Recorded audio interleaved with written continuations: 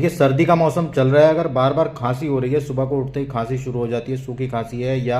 बलगम आ रहा है, कुछ भी हो रहा है, तो उस कंडीशन में एक लहसुन की कली छील कर जो है आप उसको कैप्सूल की तरह ले लें, पानी से, ताज़े पानी से ले लें या गर्म पानी से ले लें, किसी भी तरीके से ले सकते हैं। ये क्या करेगा, आपके बॉडी के अंदर जो है बॉडीज़ बनाएगा और नेचुरली जो है वो कफ को बनना जो है वो बंद करेगा और खांसी से आपको राहत दिलाएगा। ये होता है गर्म, और गर्मी में जो है इसको नहीं लिया जाता है, सर्दी में ही अधिकतर इसका इस्तेमाल किया जाता है।